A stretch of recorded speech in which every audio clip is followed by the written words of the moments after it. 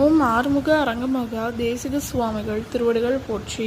தவத்திரு குருநாதர் ஆசியால் அகத்தியர் சன்மார்க்க சங்கம் தூத்துக்குடி கிளை சங்கத்தின் சார்பாக 26/7/2025 தூத்துக்குடி தெப்பக்குளம் மாரியம்மன் கோயில் வளாகம் மற்றும் அரசு மருத்துவமனை வளாகத்தில் பசித்தோர் சுமார் 350 நபர்களுக்கு புதினா சாதம் சிறப்பாக வழங்கப்பட்டது.